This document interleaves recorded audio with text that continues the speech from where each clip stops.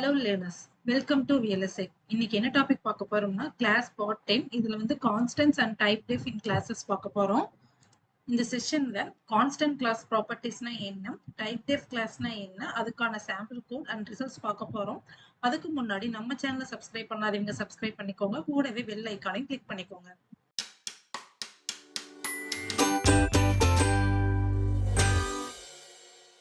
First வந்து பாத்தீங்கன்னா constant class ப்ராப்பர்ட்டிஸ்னா என்ன அப்படின்னு பார்க்கலாம். அதாவது கிளாஸ் ப்ராப்பர்ட்டிஸ்ல வந்து நம்ம கான்ஸ்ட் அப்படின்ற ஒரு கீவேர்டை டிக்ளேர் பண்ணோம்னா அதை வந்து கான்ஸ்டன்ட் கிளாஸ் ப்ராப்பர்ட்டிஸ் அப்படின்னு சொல்லுவாங்க.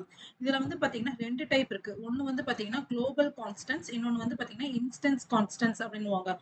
குளோபல் கான்ஸ்டன்ட்ஸ் அதாவது நேம்லயே இருக்கு குளோபல், அதாவது த்ரூ அவுட் சிமுலேஷன் அந்த கான்ஸ்டன்ட்ஸ் வேல்யூ வந்து கான்ஸ்டன்டாவே இருக்கும். அதாவது நம்ம வேல்யூ எங்கேயுமே சேஞ்ச் பண்ண முடியாது. ஓகேங்களா? இது எங்க வேல்யூ செட் பண்ணுவாங்க அப்படின்னு பாத்தீங்கன்னா, நம்ம வேரியபிள் டிக்ளேர் பண்றோம் இன்ட் ஏ, பிட் ஏ, இந்த மாதிரி நம்ம வேரியபிள் டிக்ளேர் பண்றோம் இல்லைங்க, அந்த இடத்துல வந்து அதுக்கான வேல்யூ அசைன் பண்ணிடுவோம். For example int A equal to 10 அப்படின்னு சொல்லி, அதாவது கான்ஸ்ட் அப்படின்ற ஒரு கீவேர்டு போட்டுட்டு அதுக்கப்புறம் இன்ட் ஏ ஈக்குவல் டு 10 அப்படின்னு சொல்லி நம்ம டிக்ளேர் பண்ணிடுவோம். அங்க மட்டும்தான் நம்ம டிக்ளேர் பண்ணணும். அதாவது நம்ம வேரியபிள் எங்க டிக்ளேர் பண்றோமோ அங்க மட்டும்தான் நம்ம வேல்யூஸ் கொடுக்க முடியுமே தவிர அதை தாண்டி வேற எங்கேயுமே அதுக்கான வேல்யூஸ் கொடுக்க முடியாது. அப்படி கொடுத்தா நமக்கு கம்பைலேஷன் எரர் வரும். இதை வந்து நம்ம ஸ்டாட்டிக்கா கூட நம்ம யூஸ் பண்ணிக்கலாம். ஓகேங்களா?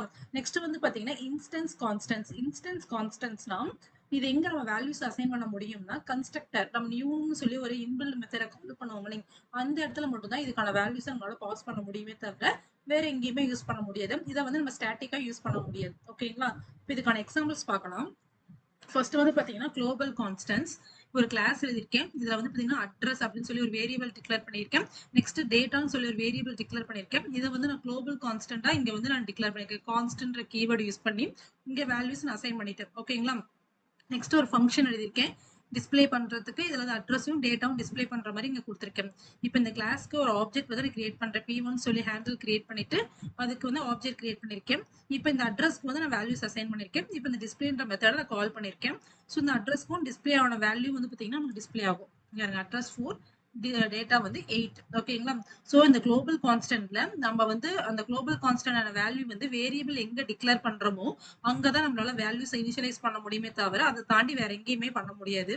ஃபார் எக்ஸாம்பிள் இதே கூட தான் நீங்க எழுதியிருக்கேன். இந்த இடத்துல வந்து பாத்தீங்கன்னா இங்க நான் வேல்யூஸ் கொடுத்திருக்கேன். மறுபடியும் என்ன பண்ணிருக்கேன்னு பாத்தீங்கன்னா இங்க ஓவர் ரைட் பண்ணிருக்கேன். பாருங்க P1 டாட் டேட்டான்னு சொல்லி இதை நான் ஓவர் ரைட் பண்ணிருக்கேன். 12ன்னு சொல்லி ஓவர் ரைட் பண்ணிருக்கேன். இப்படி நம்மளால கொடுக்க முடியாது. இப்படி கொடுத்தா கண்டிப்பா நமக்கு என்ன வரும்னு பாத்தீங்கன்னா கம்பைலேஷன் எரர் வரும். Global constant class properties cannot be assigned outside of the initialization. அதாவது இந்த வேரியபிள் டிக்ளேர் பண்றதை தாண்டி வேற எங்கேயுமே நீங்க வந்து வேல்யூஸ் வந்து அதுக்கு வந்து அசைன் பண்ண முடியாது அப்படின்னு சொல்லி நமக்கு எரர் வரும். ஓகேங்களா? நெக்ஸ்ட் வந்து பாத்தீங்கன்னா இன்ஸ்டன்ஸ் கான்ஸ்டன்ட்ஸ். இன்ஸ்டன்ஸ் கான்ஸ்டன்ட் என்ன சொல்லணும்னா நியூன்ற அந்த கன்ஸ்ட்ரக்டர்ல மட்டும் தான் நம்மளால வேல்யூஸ் வந்து அசைன் பண்ண முடியும் நான் சொல்லியிருந்தேன். ஸோ எக்ஸாம்பிள் பார்க்கலாம். ஃபர்ஸ்ட் வந்து பேக்கெட்னு சொல்லி ஒரு கிளாஸ் நான் கிரியேட் பண்ணிட்டேன். இதுல வந்து ரெண்டு வேரியபிள், ஒன்னு வந்து அட்ரஸ், இதுல வந்து பாத்தீங்கன்னா இந்த குளோபல் கான்ஸ்டன்ட்டுக்கும் கான்ஸ்டன்ட் கீவேர்டு யூஸ் பண்ணி டேட்டான்னு சொல்லி ஒரு வேரியபிள் கிரியேட் பண்ணிருக்கேன். இதை வந்து பாத்தீங்கன்னா நியூன்ற இந்த கன்ஸ்ட்ரக்டர்ல டேட்டாக்கு வேல்யூஸ் அசைன் பண்ணிருக்கேன். ஓகேங்களா? ஸோ 8ன்னு சொல்லி கொடுத்துருக்கேன். டிஸ்பிளேன்ற ஒரு மெத்தட் எழுதியிருக்கேன். இதுல வந்து address value data value display பண்ற மாதிரி கொடுத்துட்டு இப்போ இந்த கிளாஸ்க்கு வந்து என்ன பண்ணீங்க P1 சொல்லி ஹேண்டில் கிரியேட் பண்ணிட்டு அதுக்கப்புறம் ஆப்ஜெக்ட் கிரியேட் பண்ணிட்டு இப்போ டிஸ்பிளேன்ற மெத்தட் நான் கால் பண்ணிட்டேன். ஓகேங்களா? ஸோ இங்க டிஸ்பிளே மெத்தட் போகும். அட்ரஸ்க்கான வேல்யூஸ் வந்து பாத்தீங்கன்னா இந்த நியூன்ற மெத்தட் வந்து ஆட்டோமேட்டிக்கா இந்த ஓவர் ரைட் பண்ண நியூன்ற மெத்தடை கால் பண்ணி அட்ரஸ்க்கு 2வும் டேட்டாக்கு 8ன்னு சொல்லி அசைன் பண்ணிருக்கோம். ஓகேங்களா? ஸோ இப்போ டிஸ்பிளேன்ற மெத்தடை கால் பண்ணிருக்கோம். ஸோ அட்ரஸ் வந்து 2, டேட்டா வந்து 8ன்னு சொல்லி நமக்கு டிஸ்பிளே வரும். இந்த மாதிரி வரும். ஓகேங்களா? இப்ப இதே கூட தான் நான் என்ன பண்ணிருக்கேன்னு பாத்தீங்கன்னா இங்க ஒரே ஒரு லைன் சேஞ்ச் பண்ணிக்கிறேன். டேட்டா பிளஸ் பிளஸ், அதாவது என்ன பண்ணிருக்கேன்னா இங்க இருக்கக்கூடிய இந்த வேல்யூ என்ன பண்ணிக்கிறேன் மறுபடியும் சேஞ்ச் பண்ணிக்கிறேன். இது வந்து கான்ஸ்டன்ட், டேட்டான்றது ஒரு கான்ஸ்டன்ட். இதை வந்து நான் ஆல்ரெடி 8ன்னு சொல்லி அசைன் பண்ணிட்டு மறுபடியும் என்ன பண்ணிருக்கேன் அதை சேஞ்ச் பண்றேன். டேட்டா பிளஸ் பிளஸ் அப்பனா என்ன அர்த்தம் 9 சொல்லி சேஞ்ச் ஆகும். கரெக்ட்டுங்களா? இந்த மாதிரி ஒரு தடவை தான் நம்மளால டிக்ளேர் பண்ண முடியும், மறுபடியும் நம்மளால டிக்ளேர் பண்ண முடியாது. அப்படி டிக்ளேர் பண்ணீங்கன்னா உங்களுக்கு என்ன வரும்னு பாத்தீங்கன்னா இந்த மாதிரி கம்பைலேஷன் எரர் வரும். இந்த மாதிரி invalid initialization of instant constant data cannot be initialized more than once in constructor சொல்லி நமக்கு கண்டிப்பா எரர் வரும். ஓகேங்களா? ஒரு தடவை தான் நம்மளால டிக்ளேர் பண்ண முடியும்.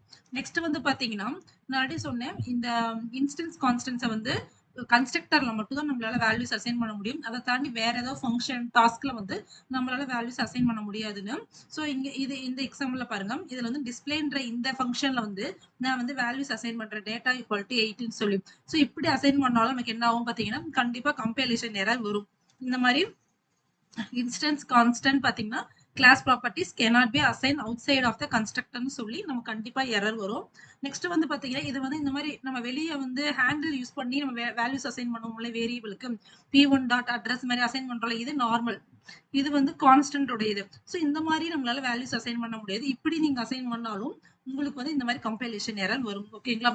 ஸோ வந்து குளோபல் கான்ஸ்டன்ட்னா நீங்க வந்து வேரியபிள் டிக்ளேர் பண்ற இடத்துல வேல்யூஸ் அசைன் பண்ணிடணும். இன்ஸ்டன்ட் கான்ஸ்டன்ட்னா கன்ஸ்ட்ரக்டர்ல மட்டும் தான் உங்களால வேல்யூஸ் அசைன் பண்ண முடியும். அது ஒரு தடவை அசைன் பண்ண முடியும். அதுக்கு மேல நம்மளால அசைன் பண்ண முடியாது. அப்படி அசைன் பண்ணீங்கன்னா கண்டிப்பா உங்களுக்கு கம்பைலேஷன் எரர் வரும். ஓகேங்களா? நெக்ஸ்ட் வந்து பாத்தீங்கன்னா, இது வந்து ஸ்டாட்டிக் இன்ஸ்டன்ட் கான்ஸ்டன்ட் வந்து ஸ்டாட்டிக்கா யூஸ் பண்ண முடியாதுன்னு சொல்லியிருந்தேன். ஸோ அதே எக்ஸாம்பிள் கூட தான் எழுதியிருக்கேன். ஸ்டாட்டிக்ன்ற கீவேர்டு இங்க யூஸ் பண்ணிருக்கேன். ஓகேங்களா? ஸோ இப்படி யூஸ் பண்ணியிருந்தா நமக்கு என்ன வரும்னு பாத்தீங்கன்னா, இந்த மாதிரி எரர் வரும். Variable data cannot be declared as a static and instance constant at the same time. அதாவது இன்ஸ்டன்ட் கான்ஸ்டன்ட்ல ஸ்டாட்டிக்ன்ற கீவேர்ட் நம்மளால யூஸ் பண்ண முடியாதுன்னு சொல்லி கம்பைலேஷன் எரர் வரும். ஓகேங்களா? நெக்ஸ்ட் என்னன்னு பாத்தீங்கன்னா, டைப்டெஃப் கிளாஸ்.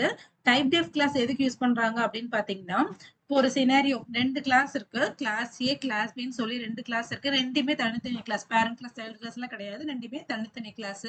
இப்ப வந்து கிளாஸ் ஏல வந்துட்டு கிளாஸ் பி வந்து நீங்க யூஸ் பண்ண போறீங்க அப்படின்னு என்ன பண்ணுவீங்க, அதுக்கு ஒரு ஹேண்டில் கிரியேட் பண்ணி ஆப்ஜெக்ட் கிரியேட் பண்ணி அதுக்கு கூடிய வேரியபிள் நம்ம ஆக்சஸ் பண்ணிக்குவோம். ஆனா நீங்க கம்பைல் பண்றப்ப என்ன ஆகும்னா, கிளாஸ் பி வந்து கிளாஸ் ஏல விசுவல் இருந்தாதான் உங்களால வந்து அதுக்கு கூடிய வேரியபிள் ஆக்சஸ் பண்ண முடியும். அப்ப அதுக்கு என்ன பண்ணுவாங்கன்னு பாத்தீங்கன்னா, டைப்டெஃப் கிளாஸ் யூஸ் பண்ணுவாங்க. ஓகேங்களா? அதாவது டைப்டெஃப் என்ன ப்ரொவைட் பண்ணுதுன்னு பாத்தீங்கன்னா, ஃபார்வர்ட் டிக்ளரேஷன் ஆஃப் த கிளாஸ்ன்னு சொல்லி நமக்கு ஒரு ப்ரொவைட் பண்ணும். அதாவது அந்த கிளாஸ நம்ம வந்து ரன் பண்ணவே இல்லை, நீங்க கிளாஸ் பி வந்து யூஸ் பண்ணவே இல்லை, பட் அது கிளாஸ் ஏல வந்து அந்த இருக்கக்கூடிய வேரியபிள் நீங்க ஆக்சஸ் பண்ணணும்னா உங்களுக்கு அந்த கிளாஸ் வந்து விசிபிள் இருக்கணும். அப்படின்னா தான் உங்களால பண்ண முடியும். இது ஒரு எக்ஸாம்பிளோட பார்த்தா உங்களுக்கு புரியும். ஃபர்ஸ்ட் வந்து பாத்தீங்கன்னா, இப்ப நார்மலா இப்போ ஒரு டைப்டெஃப் இல்லாத ஒரு சினாரியோ சொல்றேன். இப்போ ஒரு கிளாஸ் பேக்கெட்னு சொல்லி ஒரு கிளாஸ் எழுதிட்டு இதுல அட்ரஸ்ன்னு சொல்லி ஒரு வேரியபிள் டிக்ளேர் பண்ணிருக்கேன். இதுல என்ன பண்ணிருக்கேன்னு பாத்தீங்கன்னா, இந்த டேட்டா பாக்கெட் அப்படின்ற ஒரு கிளாஸை வந்து இங்க நான் யூஸ் பண்ண போறேன். அதுக்கு வந்து d1 சொல்லி ஹேண்டில் கிரியேட் பண்ணிட்டு அது ஒரு ஆப்ஜெக்ட் கிரியேட் பண்ணிருக்கேன். இப்போ இதுக்கு ஒரு டிஸ்பிளே போட்டிருக்கேன். ஓகேங்களா? இந்த அட்ரஸை நான் டிஸ்பிளே பண்றேன். நெக்ஸ்ட் வந்து பாத்தீங்கன்னா, இந்த டேட்டா பாக்கெட்ல கூடிய இந்த டேட்டாவை டிஸ்பிளே பண்ண போறேன். அப்ப d1 டாட் டேட்டா அப்படின்னு சொல்லி நம்ம கொடுப்போம். கரெக்ட்டுங்களா? இப்போ இந்த டேட்டா பாக்கெட்ல இன்ட் டேட்டா ஈக்குவல் டு 8ன்னு சொல்லி ஒரு கிளாஸ், மொத்தம் 2 கிளாஸ், இது தனி கிளாஸ், இது தனி கிளாஸ். இந்த டேட்டா பாக்கெட்டை நான் பாக்கெட்ன்ற கிளாஸ்ல வந்து யூஸ் பண்ண போறேன். அதுக்கு நான் ஆப்ஜெக்ட் கிரியேட் பண்ணிருக்கேன். ஓகேங்களா?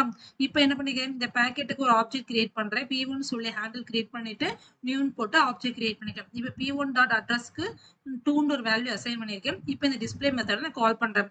இப்போ என்ன ஆகும்னு பாத்தீங்கன்னா, இந்த மாதிரி வந்து ஒரு எரர் வரும்.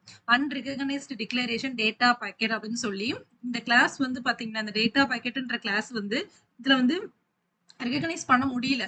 ஏன்னா இந்த டேட்டா பாக்கெட்ன்றது ஒரு தனி கிளாஸ், அது வந்து இந்த பாக்கெட்ன்ற கிளாஸ்ல வந்து விசுவல் ஆகல. அப்ப இந்த ப்ராப்ளத்தை ஓவர் கம் பண்றதுக்காக தான் டைப்டெஃப் கிளாஸ் வந்துச்சு.